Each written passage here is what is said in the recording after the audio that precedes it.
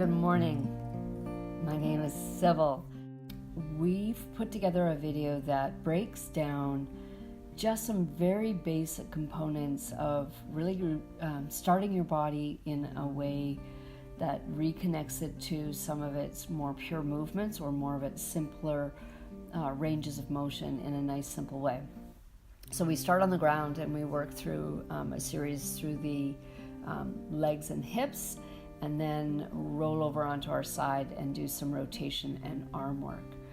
Then we put it all together, stand up, and put together a small vertical movement.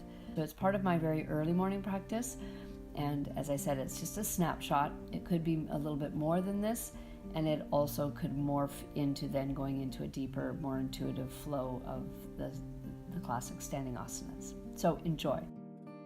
Starting on our backs, we roll one leg out wide and back in. So you can see when I'm moving, it's really simple, just one leg in and back out. The other side of the pelvis is laying fairly quiet. The ribs are laying quiet, and there's very little movement other than at the hip joint. Taking the leg in a rotated position and hooked across the other leg, we roll the leg in and out. Similar, but now we're working a little bit more internal rotation and external rotation. And again, you can see that my rib cage lays pretty quiet. Maybe there's a little bit of movement in my waist, but the pelvis is level to the ground and it's laying flat. I then lift the leg up and flex the foot strongly, being active through the whole leg, and then I see how much range I have out wide, and then eventually I'll take it across the midline as well. So there's a range going all the way out, abduction, and adduction going across. Pelvis lays quiet. You can see my opposite leg stays still and quiet. And the key part is where I have my fingers, that I'm not shortening at my waist. There's a lots of space between my hip and my rib cage. And there's a bit of movement just as I move the leg. Full flexion in the hip joint, flattening the back, and then remaining flat. My hands there are showing you that there's a small amount of tone, just keeping the low back flat. Pushing down with the heel, there is a strong sense of pushing against something so that it's active to the back of the body, the back leg. And you can see that my leg's going down a little bit further each time. No real end goal. You don't have to go all the way to the floor. We're just looking to activate and really use the gluteal muscle and the hamstring. Now we're going to elongate the front of the hip socket. And you can see that I brought the heel in closer. I'm doing that so I can focus on the leg bone, the femur bone, pushing out towards the wall in front of me, and then hinging at the hip and coming down. So I use the leg bone to really elongate the muscle and then let the muscle relax. I finish up with just a movement using both legs, going in and out into a butterfly pose. Again, not using momentum, not going to the full range of motion, just bringing it nice and strong out and strong on the way back in. Grabbing the blanket and placing it underneath my head, I lay on the side and making sure the blanket is comfortable at my neck. Arms stack, top arm comes up. Let the shoulder blade lay onto the body, and then the rotation starts at the waist. You can see the fabric in my shirt rotating from my waist. Very little is happening in the rest of the trunk of my body. Arm comes up, sliding through the obliques, through the waist, through the ribs, and rolling open. Quiet through the hips. I've got a little slide in my knees, but as best you can, keeping your knees stacked. The nose stays in line with the midline, and you let your body twist in a nice even way. Now here are the arms going up and down. As long as there's no pinching or discomfort, the arm comes next to the head. Roll open in the same way, and then continue with a nice stretched out arc through the arm. We're looking for a smooth ride as you move that arm. If there's any glitches or uncomfortable or sticky spots, make your circle higher to the ceiling. So mine's pretty wide open to the floor. Not necessary. If you want to take a higher, smaller circle to really get a smooth and gentle movement through the shoulder blade, that would be great. Fantastic. Here we are in standing. We drop one foot back. Here I'm practicing swiveling my leg bone in my hip socket. So heel straight back, up on the toes, angle the heel down a little bit and back. The aim is to stay really quiet in the hips so that leg bone gets that benefit of that internal and external rotation, so that when we come into Warrior One, we can do so and keep our hips square to the front edge of the mat.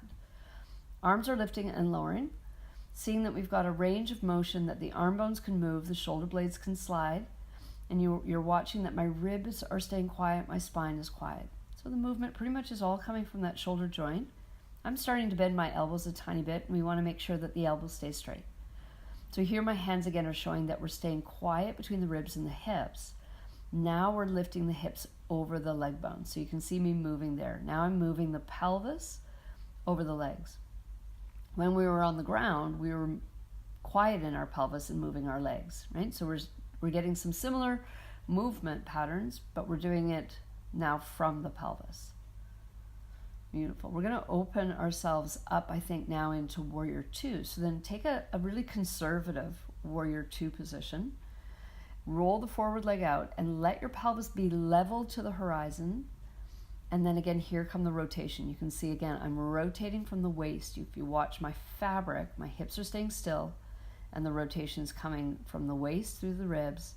Everything's staying neutral, and I'm able to begin to get myself all the way square towards the front, which is helpful when we come to this next move, which is Archer's Bow. I square my chest, pull that one shoulder back, level up my arms, and then pull back as if pulling an Archer's Bow, rotating through the trunk, doing the arm sweep all the way up and around, and repeating. Opening up, rotating from the trunk as we rotate the arm as well. The legs are strong, so you're engaging through the legs, you're lifting up through the arches of the feet, you feel strong and powerful through the legs, and letting the trunk of the body really find that supple movement. Side angle pose, I widen out the stance, give myself a wider stance, and I practice first a couple of times of just hinging here at the hip socket. Again, the fingers show the quiet, even tempo of movement of the ribs and the pelvis, and then top arm up and lower arm down. You'll watch that as my lower arm comes onto my inner leg, I can leverage just a tiny bit more opening from palm to palm.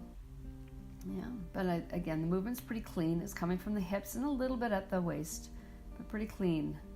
Here you can just finish up with either some cat and cows here, or what I did here was a little twisting in my upper back, right? So I just did a little bit of rotation through the upper back, coming up and coming down, and finishing up. And then you would proceed as you would like to proceed with your day or a deeper yoga practice. Beautiful. Thank you so much for joining me.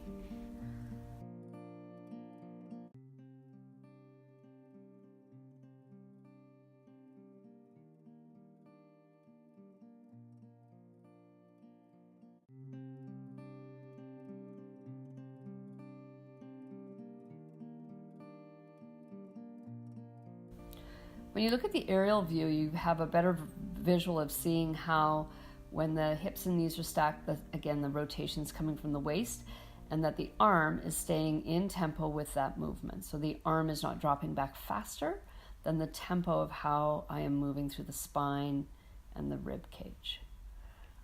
I'm moving in tandem, right? And I think then here we have an example of one done a little incorrectly. So the arm comes up here, there. See how the rib cage is lifting up off the floor and hiking up to the sky, and then the arm is continuing to go all the way to the floor and putting a lot of strain across that front of the chest and through the armpits. We'll do it again. The arm is coming up, good there, but then the movement's lifting up by the ribs coming up to the ceiling, and then you can see that that arm keeps drifting down to the floor, and there's a big difference there of the strain that comes through the front of the chest. Fantastic. So those are some of the things you can watch out for. Really stay, the word I use is congruent, stay in tempo, stay as smooth and as easy as you can in these moves.